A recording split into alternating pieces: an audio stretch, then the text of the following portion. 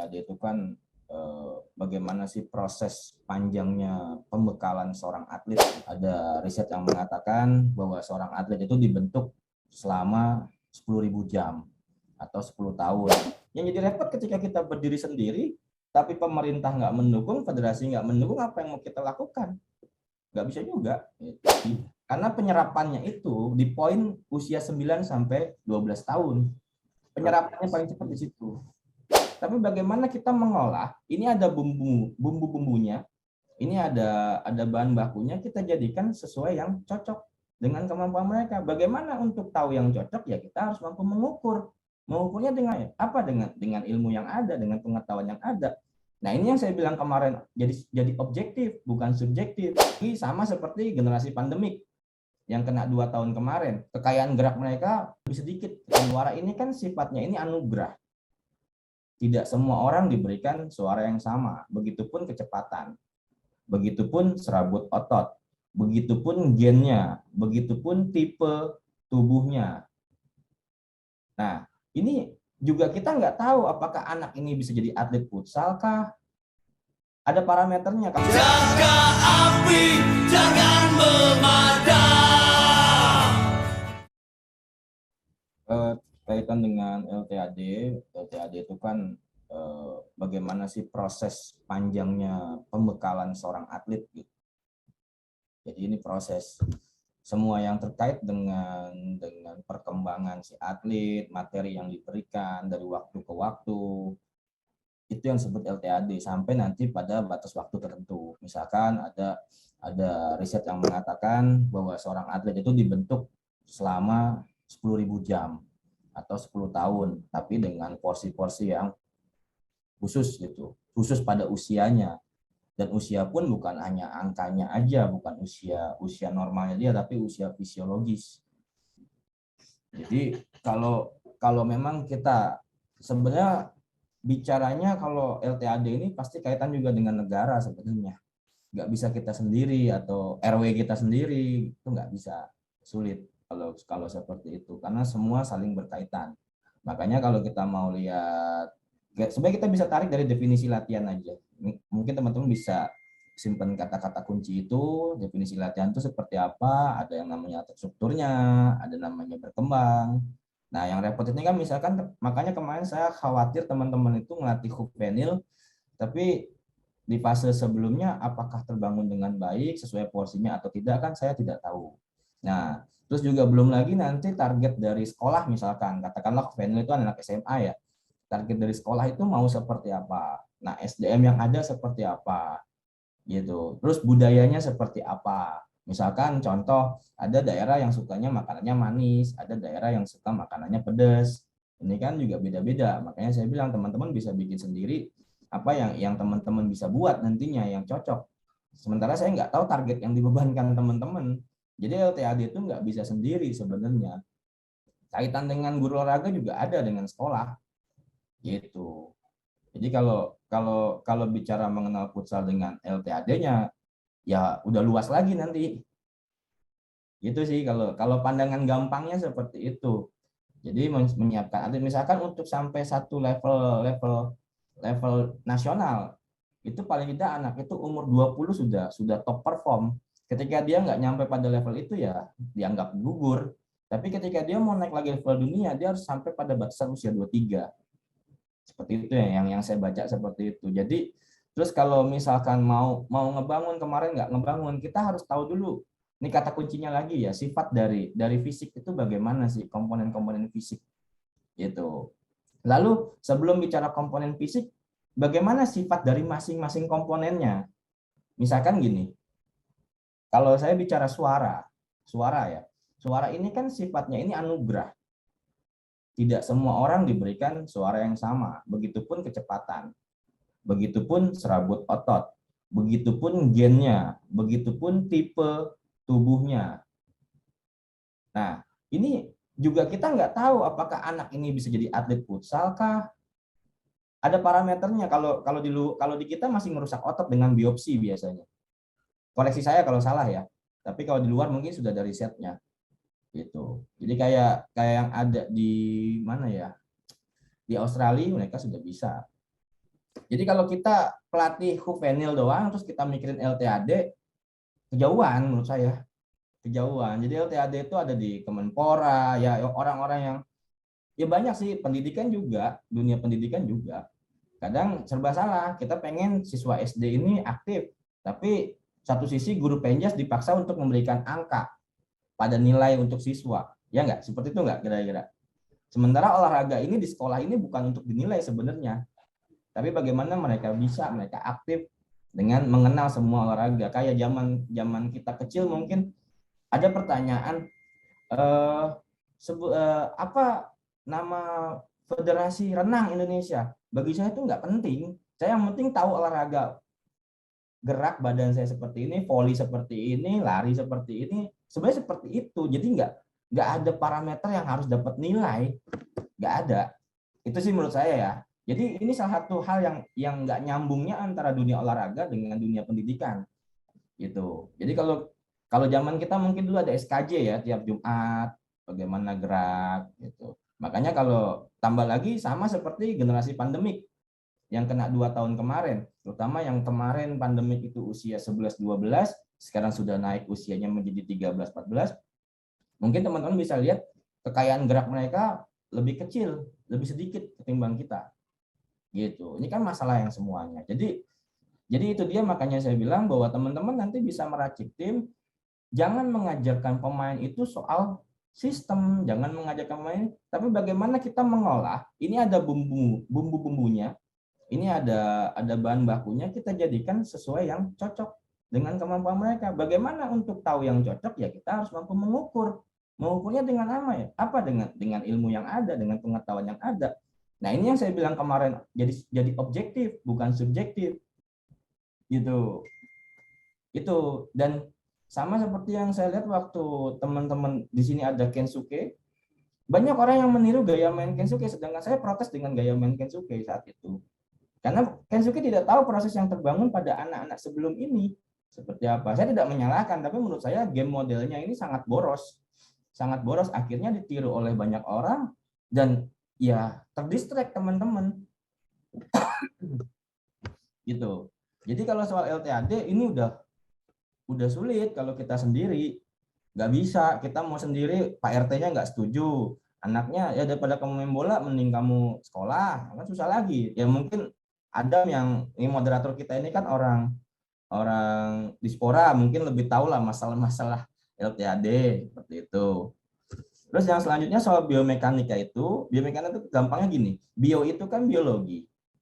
Di situ ada sistem otot, tulang, ya kan, saraf. Terus bagaimana penanganan cedera, di bawahnya ada pedagoginya bagaimana. Kalau mekaniknya itu kan masalah gerak. Olahraga kita ini kan futsal ini identik dengan gerak. Nah, gerak benar atau tidak ini akan berpengaruh terhadap kinerja. Sama seperti tujuan coaching pada AFC level 1, tujuan coaching adalah meningkatkan kemampuan pemain. Yang kedua, bagaimana meningkatkan fungsinya menjadi lebih baik. Itu mungkin Boy Prima lebih hatam lah karena sering menyelenggarakan kursus kan, harusnya sudah hafal lah kalau gitu materi level 1 level 2 lah gitu ya.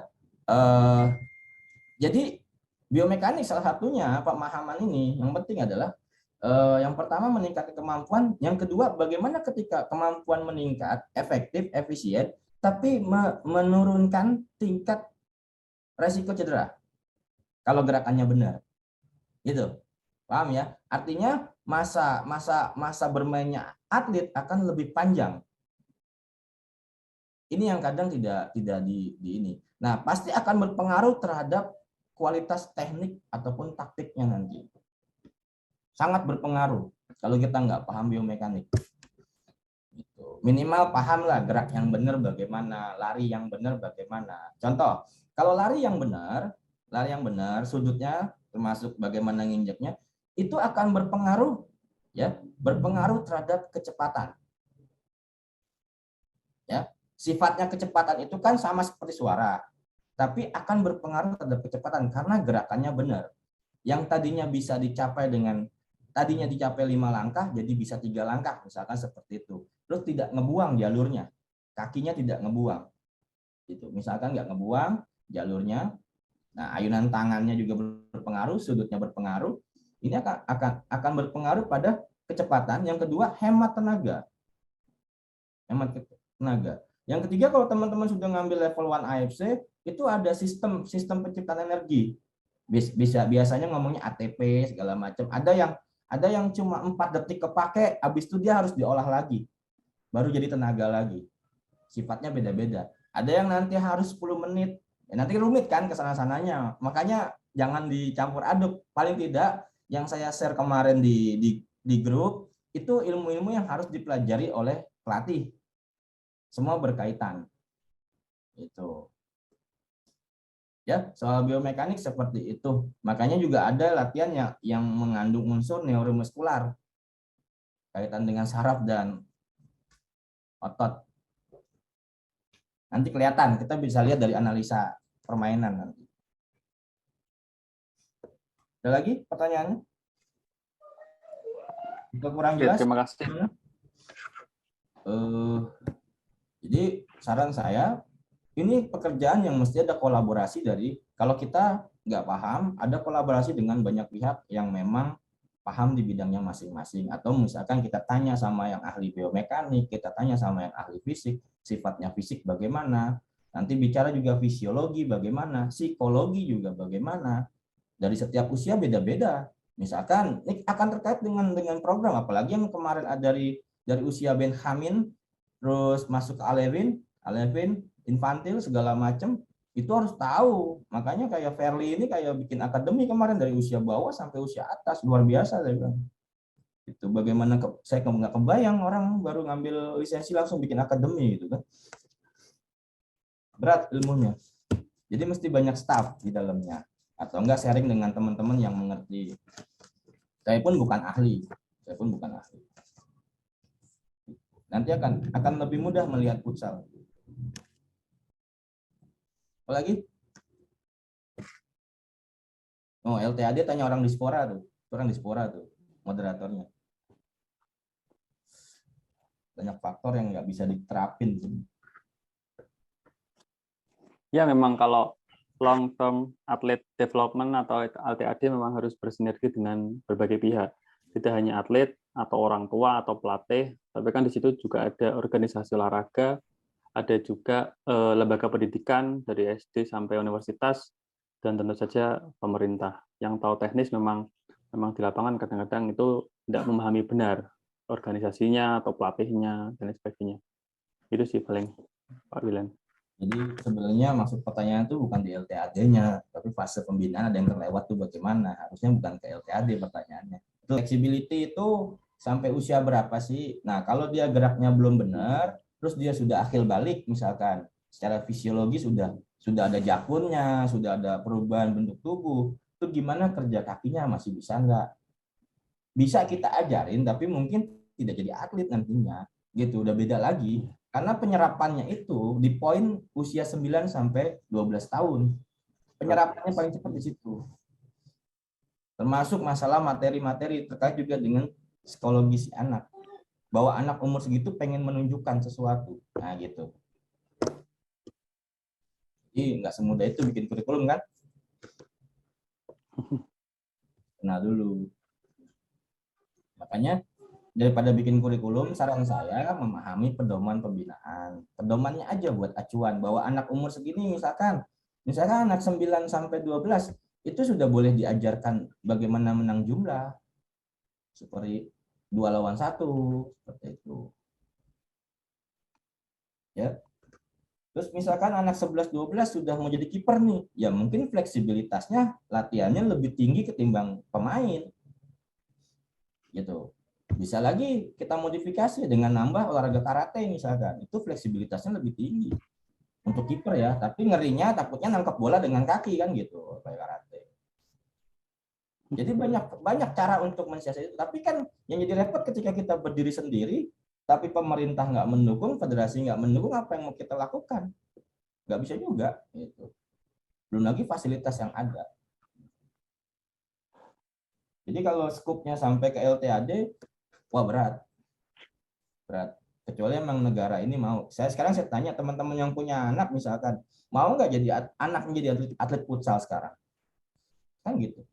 Milih atlet futsal atau jadi seorang praktisi bidang apa itu? Kan gitu. Prosesnya panjang. Prosesnya 10 tahun, masa aktifnya paling 10-15 tahun, habis itu pensiun. Kan gitu. Bagaimana ketika masa aktif mereka produktif banget, bisa dapat sesuatu yang nanti ketika dia pensiun dia sudah punya sesuatu. Ini kan jadi atlet beratnya di situ sebenarnya. Termasuk ketika memilih menjadi seorang atlet, anak itu harus bisa mempunyai pola hidup seorang atlet. Dari makannya, itu berat. Kalau atlet beneran ya, berat. Gitu. Ya itu tanggung jawab orang olahraga lah. Saya mah bukan olahraga, saya atlet e-sport aja, nah kan. Gitu. Jadi kalau e-sport kita bisa unggul, kenapa enggak? Kalau futsal kita bisa unggul, kenapa enggak? Dari sisi postur mungkin.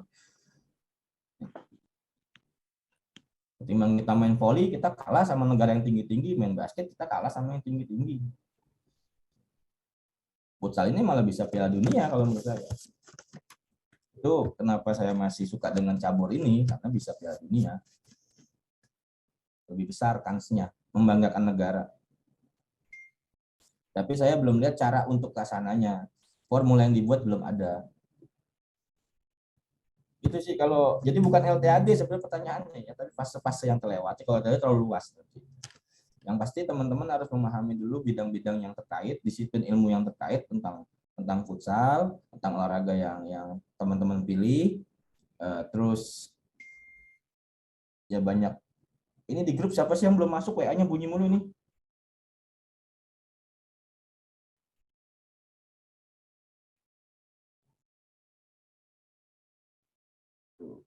Makanya nanti di Sinau Bareng dari masing-masing bidang nanti ada ahlinya masing-masing yang akan berbicara supaya lebih clear. Jangan sampai anak akuntansi seperti saya yang bicara biomekanik gitu. Ya, kan nggak lucu nantinya. Ya balance di olahraga dengan balance di akuntansi kan beda kan gitu. Ya. Sama seperti dualidat di futsal dengan dualidat di fisika kan beda. Tapi kan pengetahuan umum pasti harus punya. Apalagi kalau pelatih kita cuma ngandelin sejarah doang, ya nggak bakal bisa. Evolusi taktik itu berubah, termasuk munculnya tipe kontrol terbaru, bukan terbaru ya, terkini gitu. Itu adanya karena evolusi model bertahan. Itu sih. Ada lagi sebelum masuk ke materi? Tangerang lagi bikin apa ini?